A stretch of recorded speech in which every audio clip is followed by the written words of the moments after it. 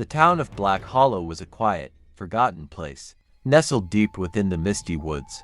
It was a village few dared to visit and even fewer chose to remain in.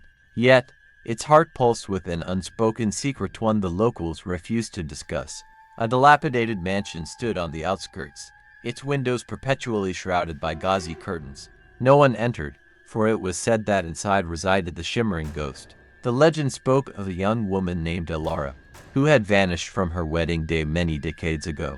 She was last seen in her flowing white gown, standing by the edge of the frozen river, staring at the ice as if it had whispered her name.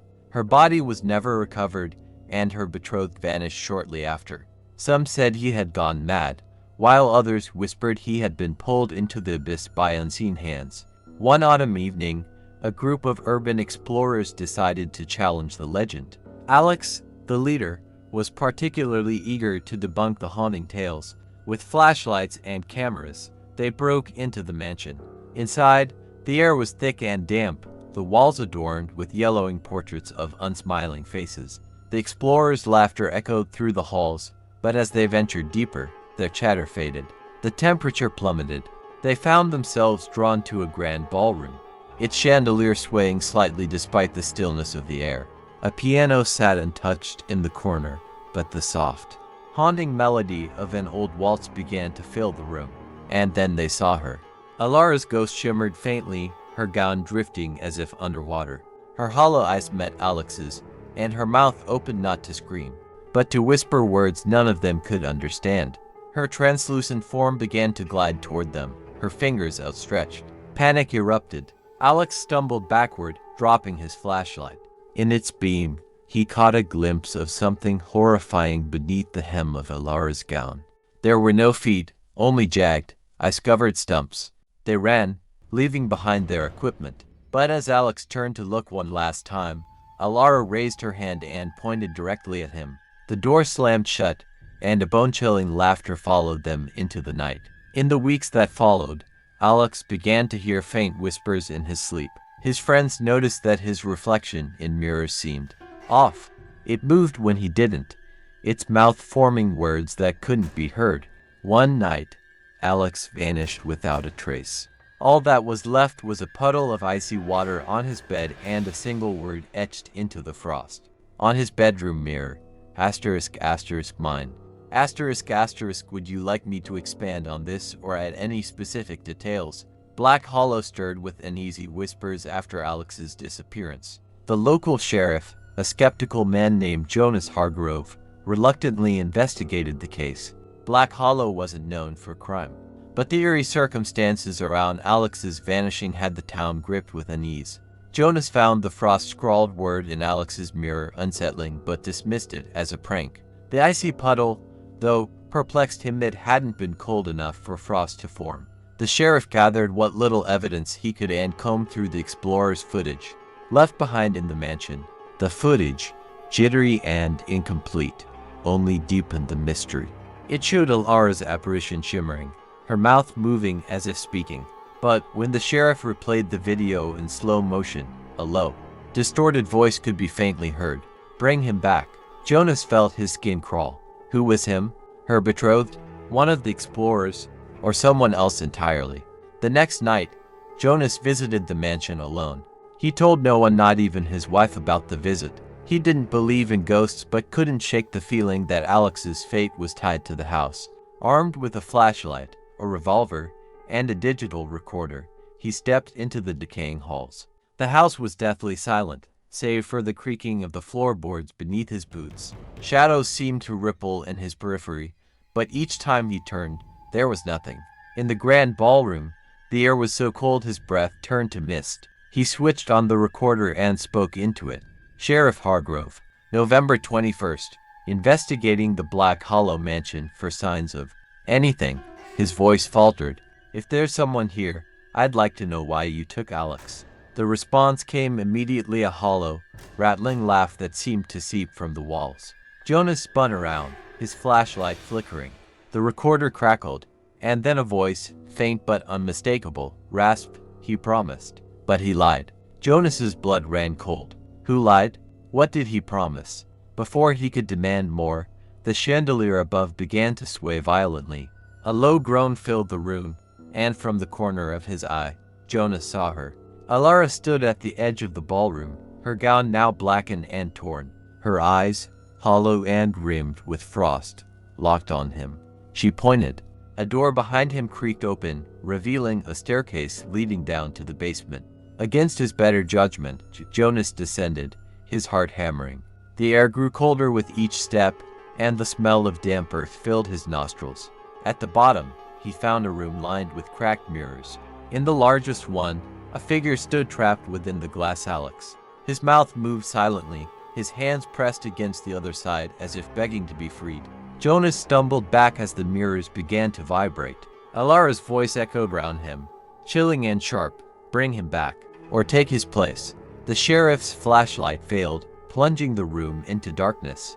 When it flickered back to life, Alex's reflection was gone. But Jonas wasn't alone. From the corner of the mirror, something else stirred, something not human. Its grin was jagged, its eyes pools of endless frost. It whispered one word that chilled Jonas to his core. Choose. Would you like to continue further, or leave this tale with this unresolved choice? Jonas's breath hitched as the word choose echoed in his mind, each syllable sharp as a shard of ice. His flashlight flickered again, casting erratic shadows across the room. The figure in the mirror loomed closer, its frozen grin stretching impossibly wide, while faint whispers began to swirl around him. The voice of Alara rose above the whispers. Asterisk asterisk is life or yours, Sheriff. Only one may walk free. Asterisk asterisk Jonas turned back to the largest mirror, where Alex's face had reappeared, pale and pleading. The young man's hands pressed harder against the glass as though he could break through. With sheer will, his mouth formed the words, asterisk asterisk help me. Asterisk asterisk why me? Jonas demanded, his voice trembling. I didn't make any promises. The jagged grin in the mirror twisted into something cruel. The creature leaned closer, its icy breath fogging the glass from within. Asterisk asterisk you entered. You broke the silence. Now you bear the weight. Asterisk asterisk Jonas's mind raced. If he chose Alex's freedom, what price would he pay? And if he refused, would he survive long enough to regret it? Wait, Jonas shouted, stepping back. There has to be another way. What did Alex promise you? Tell me. Alara's shimmering form materialized in the reflection beside Alex. Her translucent hand rested on his shoulder, though her gaze was fixed on Jonas. Asterisk asterisk cadet left unpaid binds the living to the lost. He swore to reunite me with what was stolen, but he fled. Now the burden passes to you. Return what was taken. Only then will this end. Asterisk asterisk Jonas struggled to make sense of her cryptic words. Return what? What was stolen from you? Her hollow eyes filled with a glimmer of rage, and the mirrors around the room began to crack, thin lines spreading like spider webs. Her voice rose to a scream. Asterisk asterisk bring him back. Asterisk asterisk a sudden gust of icy wind knocked Jonas to the floor. When he looked up, he was no longer in the basement, but standing on the frozen river from the town's legend. The moon cast an eerie glow on the icy expanse, and he realized he wasn't alone. Figures stood trapped beneath the ice, their faces twisted in eternal despair. Among them, Jonas recognized Alex, his mouth frozen open in a silent scream. Beside him was another man gaunt, with hollow eyes and a tattered suit. Jonas's heart sank. It was Alara's betrothed. The ice beneath Jonas's feet began to groan and crack. Alara's voice whispered all around him, sharp and urgent. Asterisk asterisk find him. Free him. Only then will you escape. Fail, and you will join them beneath the ice. Asterisk asterisk the ice gave way, and Jonas plunged into the freezing water. As he sank, the faces of the trapped souls surrounded him, their lifeless eyes pleading for release. Just as the cold began to overwhelm him, a hand firm and warm gripped his arm. He gasped awake, back in his bed at home, shivering uncontrollably. The digital recorder sat on his nightstand, still running. Trembling, Jonas pressed play. The last words on the tape chilled him to his core. Asterisk asterisk find him, Sheriff. Time is running out. Asterisk asterisk Jonas looked at his reflection in the nearby mirror. For a moment, it didn't move with him. Its lips parted, and it whispered, asterisk asterisk choose. Asterisk asterisk, would you like to see Jonas's desperate search unfold?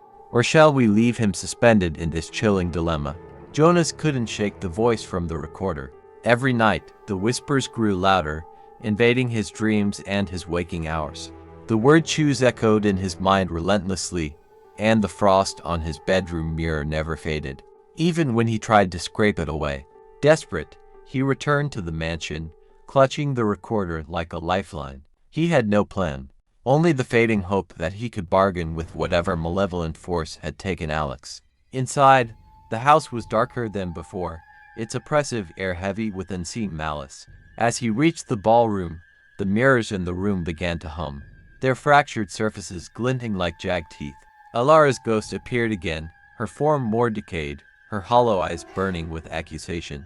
Asterisk asterisk, you failed me, Jonas, just as he did. Asterisk asterisk, her voice was a mournful wail, cutting into his chest like icy blades. I don't know what you want, Jonas cried. Tell me what to do. She raised a hand, and the jagged figure from the mirror emerged behind her, its grin wider than ever. Asterisk asterisk, there was never a choice, Sheriff, only a debt to pay.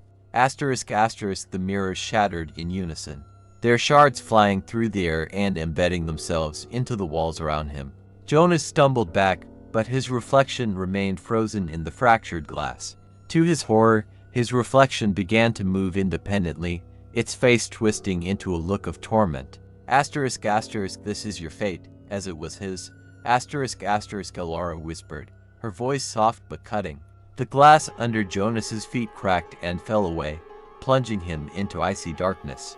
He landed back on the frozen river, the faces of the damned staring up at him through the ice. The jagged figure loomed above him, its claws scraping the surface, ready to drag him down. Desperately, Jonas pounded on the ice, trying to escape, but the river's cold grip reached up, seizing him by the legs. As he was pulled beneath the surface, the last thing he saw was his own reflection staring back at him from the frozen water. And then he was trapped. The town of Black Hollow never found Jonas. His disappearance became yet another legend whispered among the locals. But in the abandoned mansion, a new mirror appeared in the ballroom. Its surface was smooth and flawless, except for the faint outline of a man's face, eternally screaming in silence. Some say that on cold winter nights, you can hear Jonas's desperate whispers through the cracked walls of the house, pleading for someone to asterisk asterisk choose asterisk asterisk and release him. But no one dares to enter, for fear they will become the next soul claimed by the shimmering silence. Would you like a follow-up story inspired by this one?